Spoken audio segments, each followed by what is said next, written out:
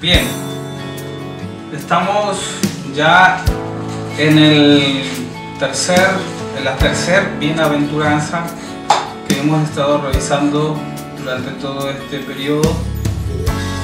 Primero vimos bienaventurados los pobres en espíritu, ¿sí? Que era la ausencia de orgullo, en resumidas cuentas. También vimos los que lloran, es decir, hacer una comparación de todo lo que Dios es hacia nuestra persona, lo que somos nosotros, y al darnos cuenta de su gran magnificencia, de todas sus virtudes versus nosotros, nuestras virtudes, nos hace llorar. Entonces es reconocer nuestra condición de pecado. Hoy vamos a ver la bienaventuranza que dice: bienaventurados los mansos, porque ellos recibirán la tierra por heredad. Esa es la otra bienaventuranza. Bueno, otra vez estamos ante una explicación netamente espiritual, porque a veces nosotros entendemos por manso el sinónimo de eso, ¿no? Tranquilo, afable, que son los sinónimos más cercanos. Sin embargo, aquí otra vez nos está Dios pidiendo una actitud que nosotros tenemos que tener y que va en contra de nuevo va en contra de todo lo que el mundo o el hombre natural piensa. ¿Por qué? Porque la Biblia dice: bienaventurados los mansos, porque ellos recibirán la tierra por heredad. Ahora, vamos a recibir como herencia la tierra. Ahora, si apuntamos hacia ese marco, tendremos que decir que se habla de conquista, ¿no? Y esa conquista el mundo lo entiende de otra manera, porque el mundo entiende de que conquistar es en función a fortaleza, a poder, de capacidad, de seguridad en sí mismo, de agresividad. O sea, me explico.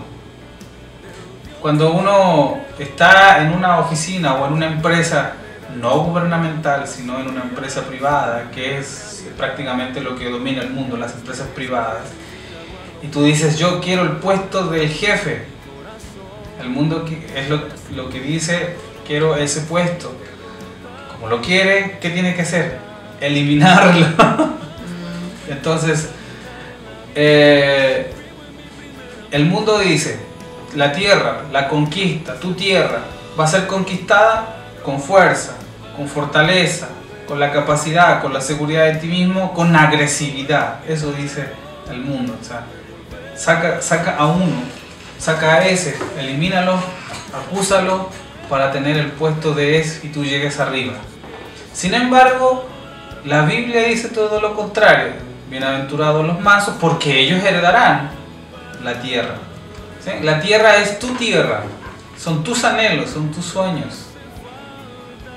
Entonces, aquí otra vez Dios nos está diciendo de que esa heredad, esa tierra se consigue con mansedumbre, muy contrario a lo que el mundo afirma. Bueno, es sorprendente en cómo actúa Dios, muy diferente a nuestras propias filosofías, a nuestro propio entendimiento. Dios actúa en forma muy distinta a lo que el mundo dice, incluso hasta nuestro mismo carácter. Dios actúa muy diferente a eso. Esta afirmación tuvo que sorprender mucho también a los judíos del tiempo de Jesucristo, porque, como dijimos en un principio, Mateo escribió sobre todo para los judíos, ¿sí? Y coloca las bienaventuranzas al comienzo del mismo evangelio.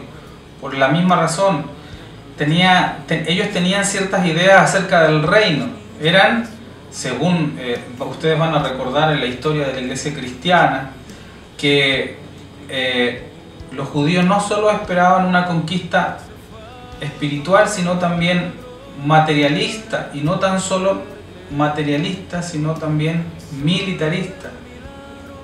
El pueblo judío quería conquistar, salirse en los tiempos de Jesús quería salirse de la esclavitud del Imperio Romano, pero materialista y militarmente. Entonces, para que viniera después Jesús y dijera, no, es que la tierra la van a conquistar con mansedumbre. Es como que si Jesús dijo, no, así no, militarmente no, con arrogancia no, sino con mansedumbre, porque los mansos heredarán la tierra.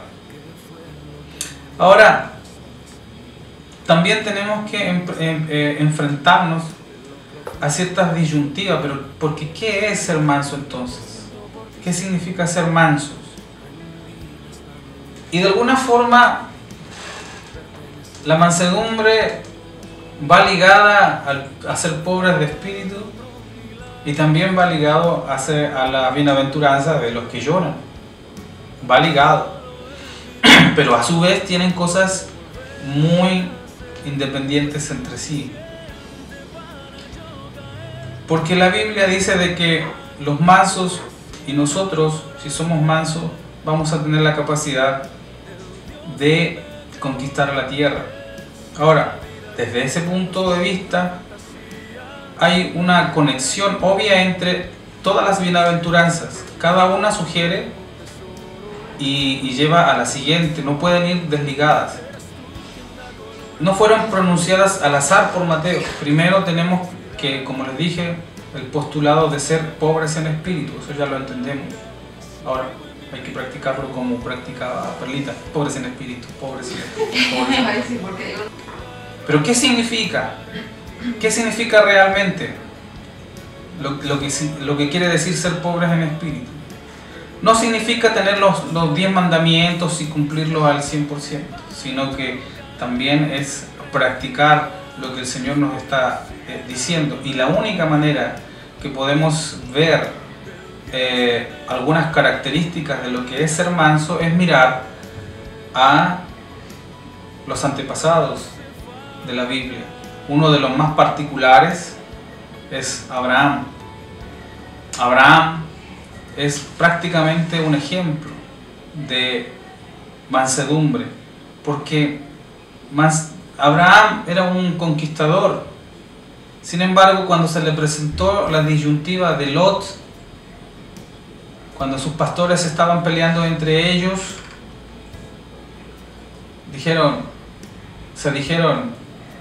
bueno, Abraham le dijo a Lot, escoge el camino que debes seguir.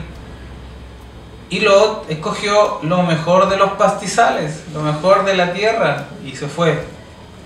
Ahora, eso es parte de la mansedumbre, pero la actitud de la mansedumbre, o sea, el resultado real de la mansedumbre, es lo que pasó posteriormente. Abraham no se puso a murmurar, y la tierra que escogió, no puede ser, mira qué tramposo que es. Eso es mansedumbre, y cosa que a veces a nosotros nos cuesta mucho también. Entonces, él actuó con mansedumbre.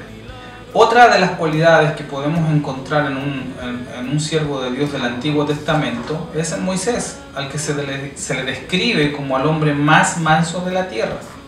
Cuando le pregunten entonces quién es el hombre más manso de la Biblia, es Moisés. Ahora, al examinar la conducta moral de Moisés, van a ver lo mismo que con Abraham, este concepto bajo de sí mismo, esta tendencia de rebajarse, de humillarse, mansedumbre. Estuvieron a su alcance magníficas posibilidades, los dos. Moisés, por ejemplo, fue adoptado como hijo de la hija de Faraón, y sin embargo, él no lo consideró de valor como ser un siervo de Dios.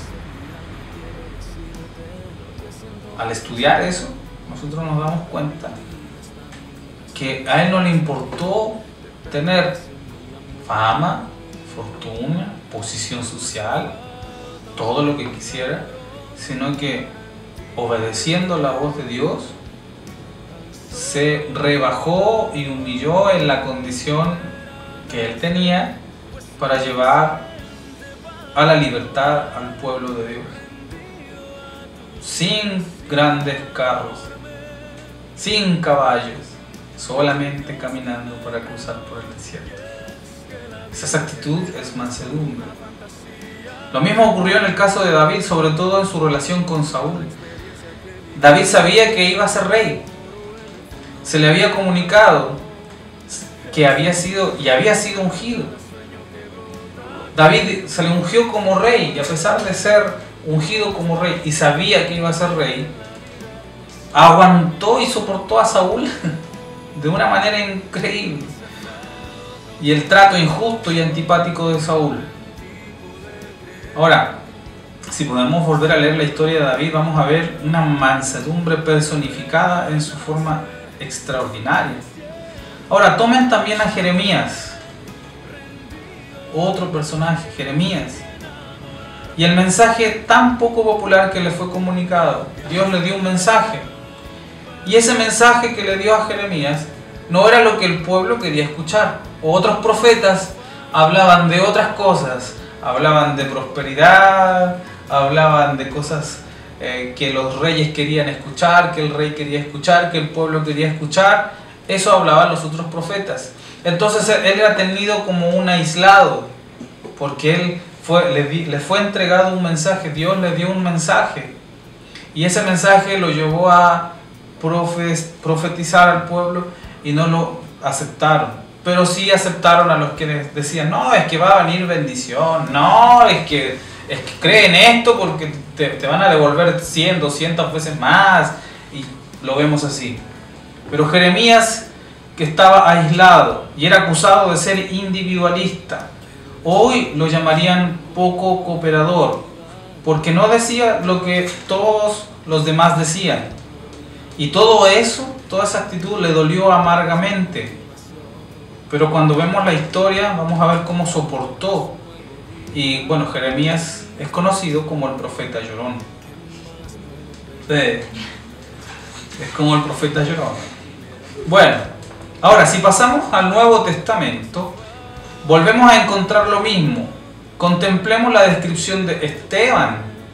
¿Cómo murió Esteban? ¿Y cuál era su condición? Veamos también el caso de Pablo, ese poderoso hombre de Dios. Consideremos todo lo que sufrió en las manos de diferentes iglesias y de manos de sus compatriotas y de otra gente.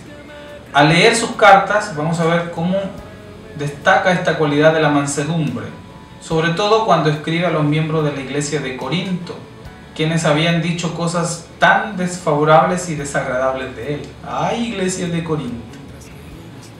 Pero cuando vemos este ejemplo, encontramos algo maravilloso de mansedumbre.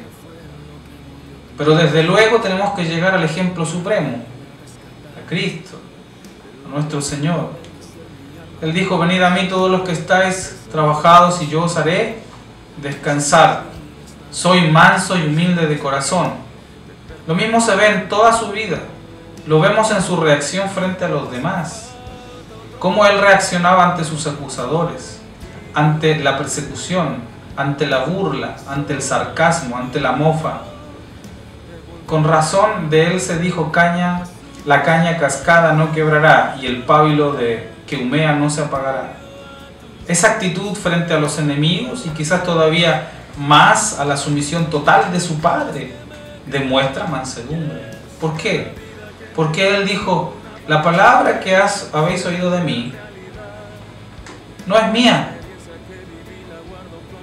y yo he venido en nombre de mi Padre. O sea, si analizamos a Jesús, su vida en ese contexto, en el texto que acabamos de leer, vamos a encontrar que Jesús era admirado por palabras de sabiduría. La gente se le acercaba porque tenía palabras de sabiduría.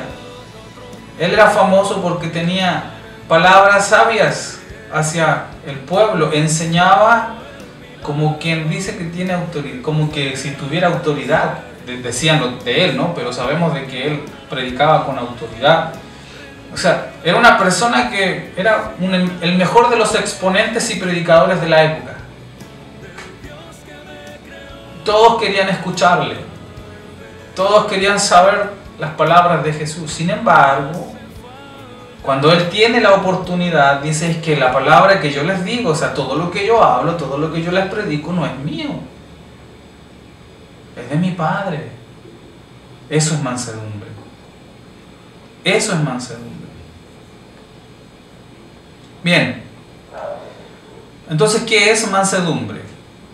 Ya vimos varios ejemplos. ¿Qué vemos en ello? Primero, vamos a advertir de nuevo que no se trata de una cualidad natural. No estamos frente a una disposición natural, porque todos los cristianos tienen que poseerla. No es solo algunos cristianos, cada uno de nosotros, sea cual fuera el temperamento o carácter que tengamos, tenemos que ser mansos. Así que la mansedumbre no se esconde detrás del carácter. La mansedumbre no se esconde de decir, yo soy así, tengo carácter, no puedo ser manso. Esto no se puede demostrar así fácilmente. Todo cristiano debe ser manso, independientemente de su carácter.